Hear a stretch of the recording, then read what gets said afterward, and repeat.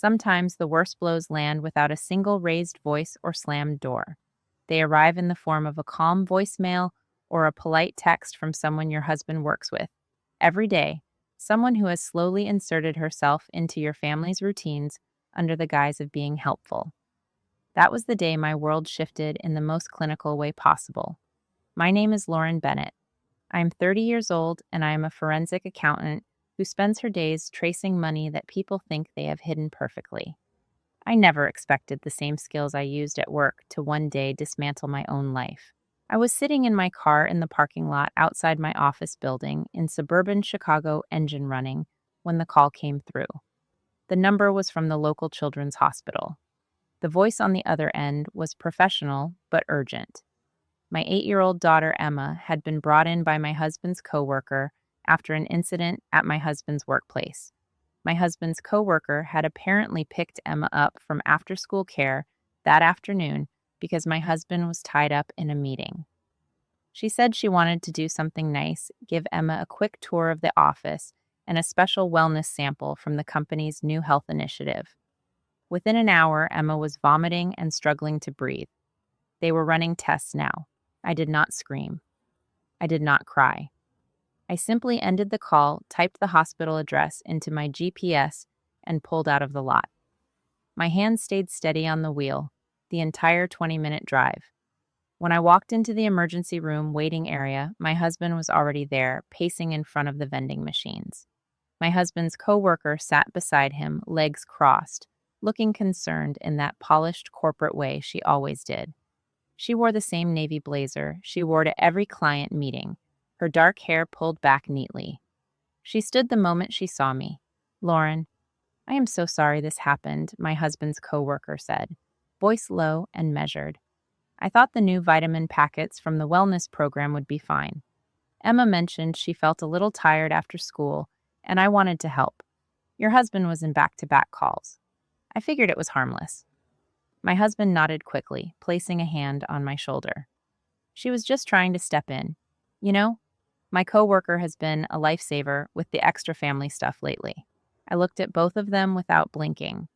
My daughter was somewhere behind those double doors, and the two people I trusted most to keep her safe had decided a random office treat was appropriate without checking with me first. I asked the nurse for an update instead of answering them. The nurse led me back to my daughter's curtained bay. My little girl looked small under the white sheets and IV line in her arm, her face pale. She gave me a weak smile when she saw me. "Mom, it tasted weird," she whispered. "Your husband's coworker said it would make me strong like Dad at work." I brushed her hair back from her forehead and told her everything would be fine. I stayed beside her bed while the doctor, Dr. Elena Vargas, reviewed the initial blood work. The results did not add up to a simple vitamin reaction. There were elevated markers that suggested something stronger, something chemical. Dr. Vargas pulled me aside in the hallway. "We are still waiting on the full toxicology screen, but this does not look like an over-the-counter supplement. We need to know exactly what she ingested. The packaging your husband's coworker brought in is being tested now." I nodded once. Inside my mind had already started its familiar forensic process catalog. The facts trace the source, find the discrepancy. I walked back to the waiting area where my husband and my husband's coworker were still sitting.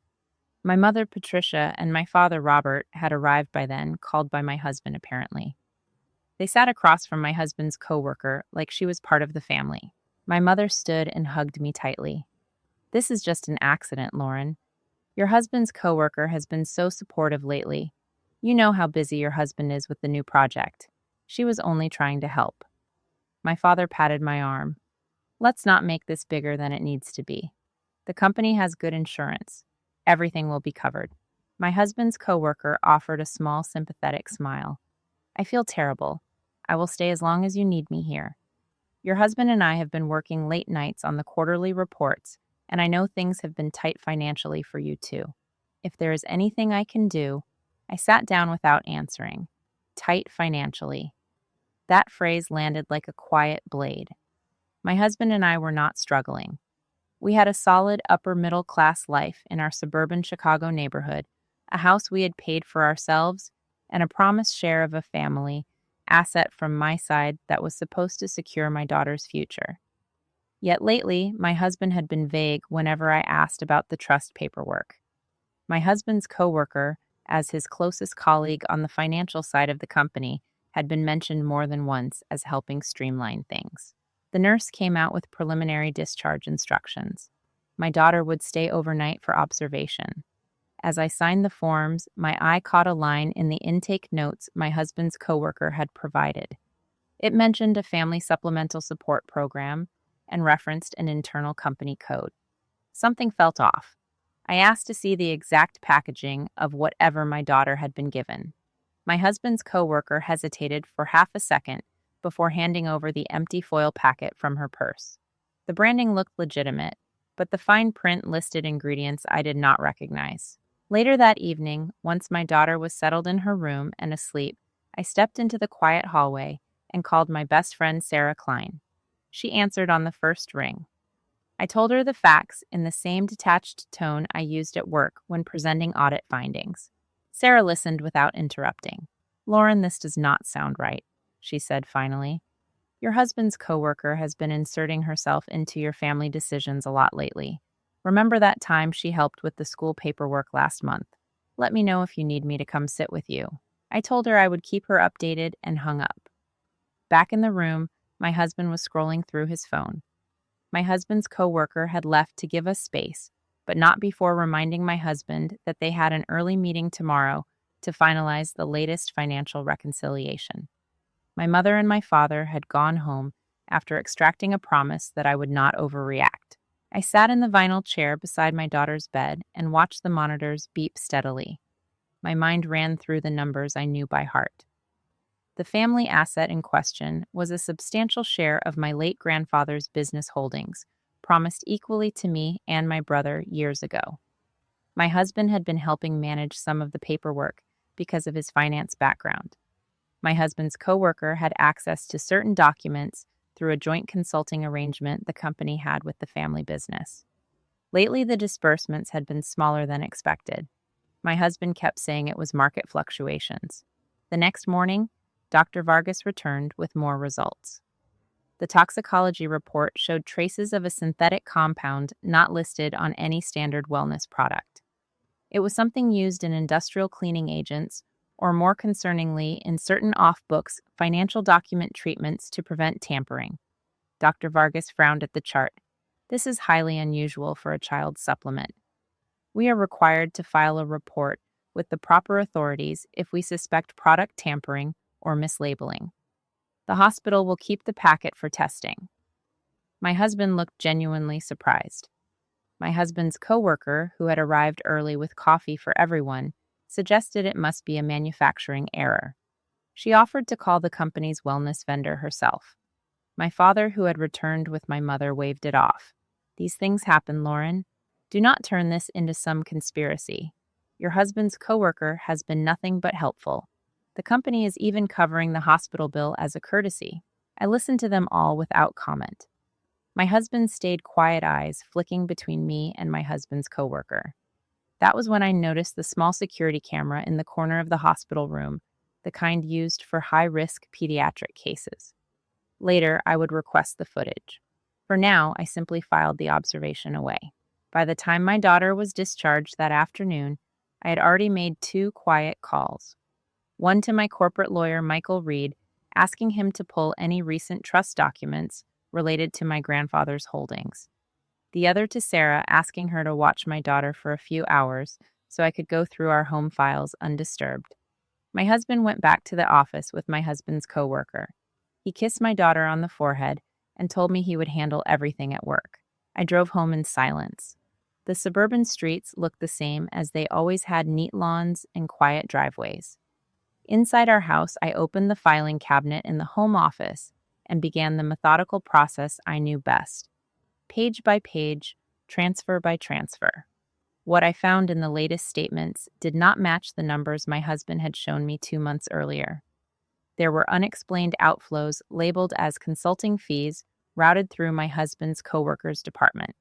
The family name, once associated with honest business, now appeared to rest on a foundation of quiet diversions. That evening, my husband came home late. He found me at the kitchen table with the papers spread out. For the first time in weeks, his usual easy smile faltered. "Lauren, it is not what it looks like," he started. I looked up at him, voice level. "Then explain it to me. Because right now, it looks like the money meant for my daughter's future has been moving somewhere else. And your coworker seems to know exactly where." He hesitated.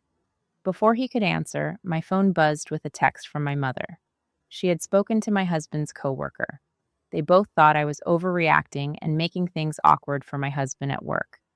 There was even mention of legal steps if I continued to accuse people without proof. The threat was polite, but unmistakable. I set the phone down. The cold clarity I had felt since the hospital call settled deeper. Loyalty is not obligation, and I was very good at following the money. The next morning, I called my best friend Sarah Klein before my husband woke up. She listened while I laid out the facts in the same detached way I would present findings to a client. "I need you to keep my daughter for the day," I told her. "I have to meet with Michael Reed, my corporate lawyer. Things are moving faster than I expected." Sarah did not ask for details she did not need.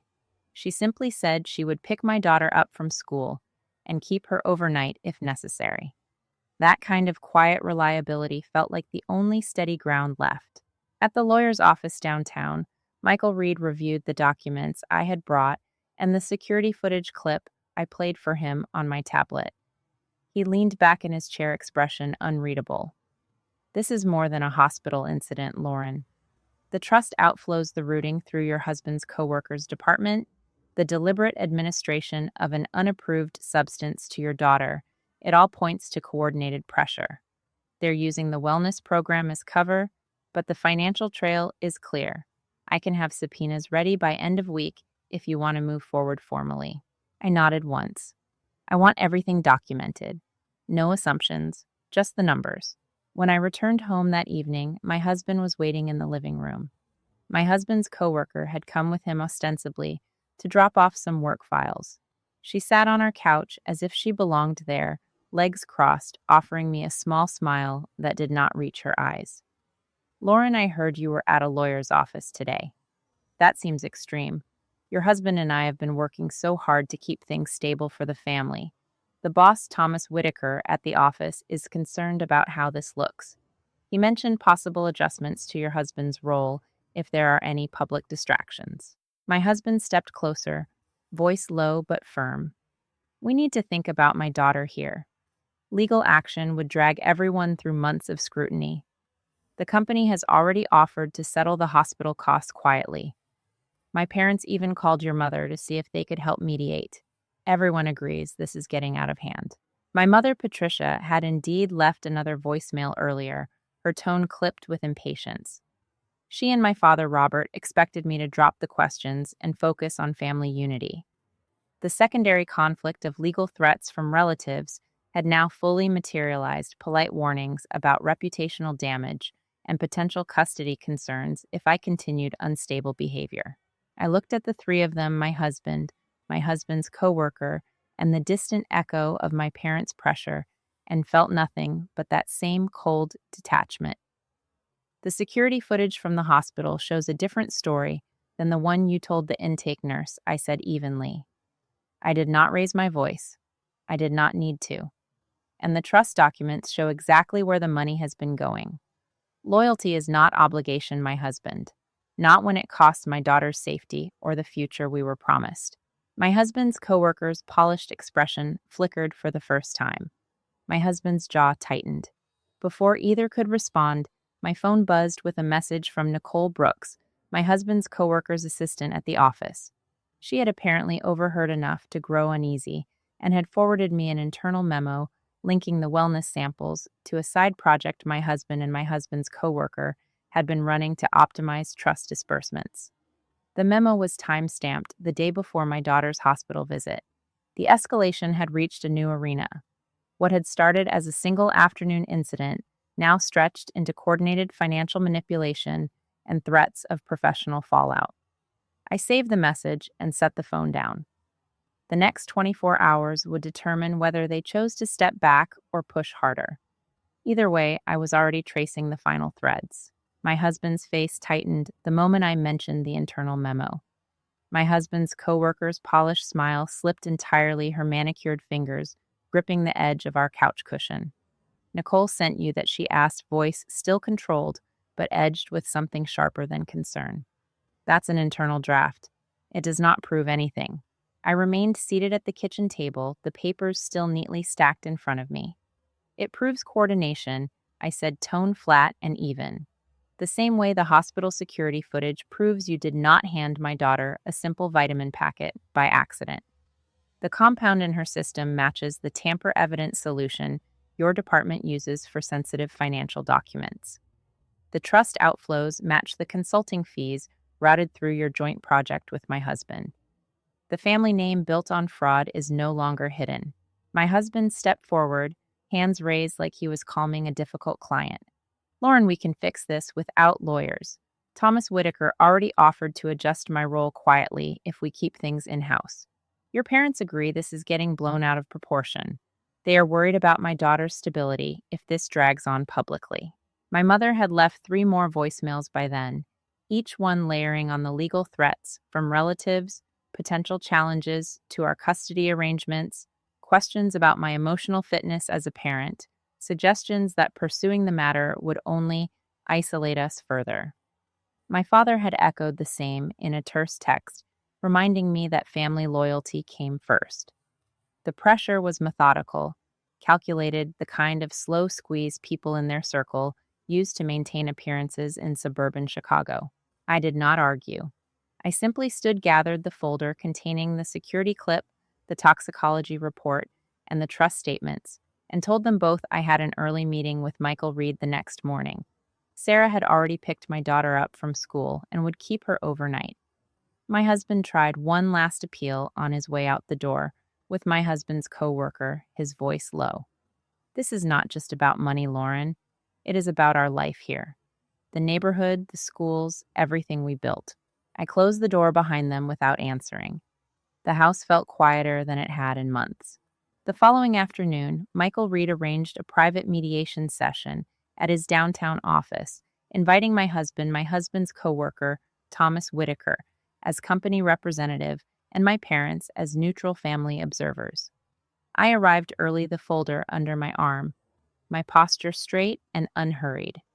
When everyone was seated around the long conference table, I placed the security footage on the screen without preamble.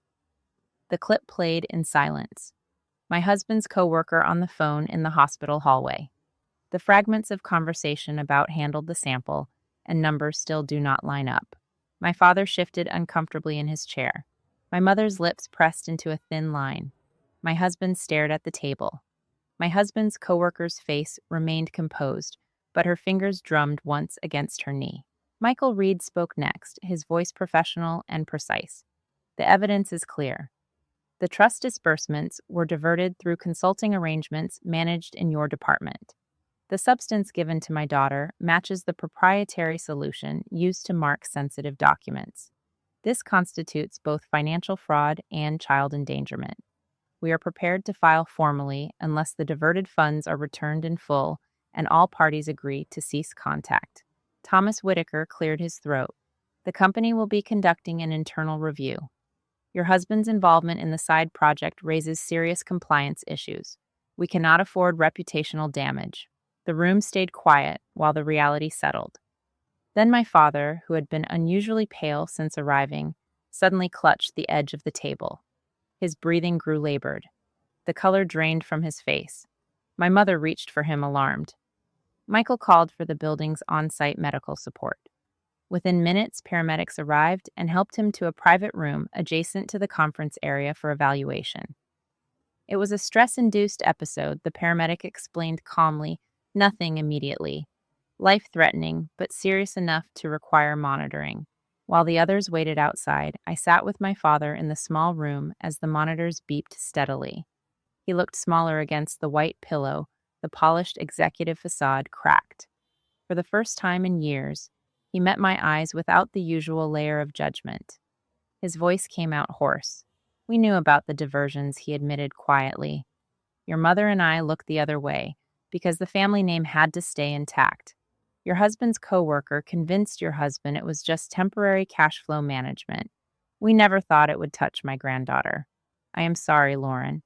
The fraud was deeper than I wanted to admit. I listened without interrupting. The admission hung between us, raw and final.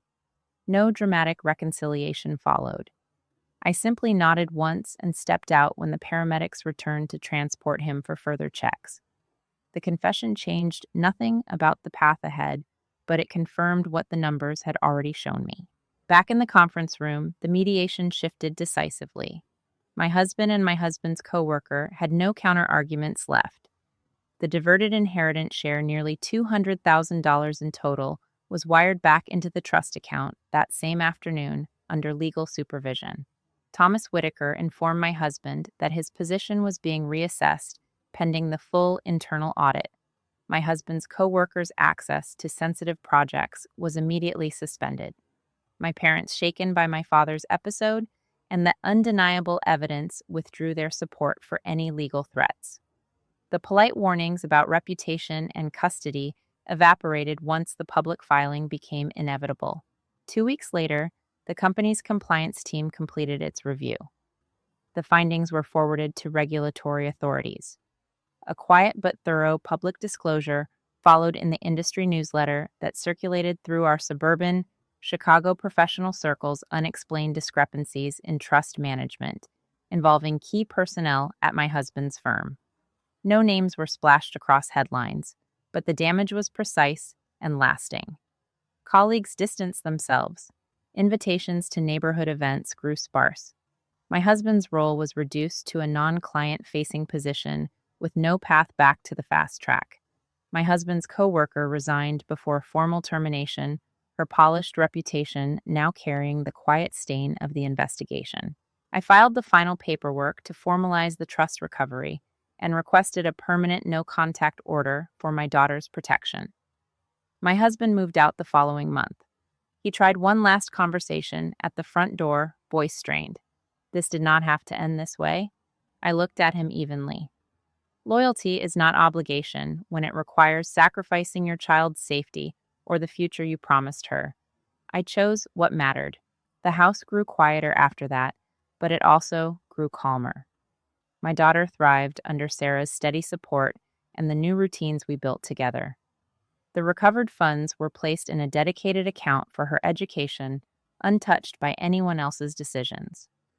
I continued my work as a forensic accountant, the same methodical focus now applied only to cases that aligned with my own boundaries. My best friend Sarah checked in regularly, her quiet presence, a reminder that chosen family could be steadier than blood. Michael Reed followed up once to confirm everything was secured, offering a brief professional nod of respect. Evenings in our suburban home settled into a rhythm of homework at the kitchen table, quiet dinners, and bedtime stories, where my daughter no longer asked why certain people had stopped visiting. I watched her grow stronger, her laughter returning fully, and felt only that same cold, detached peace.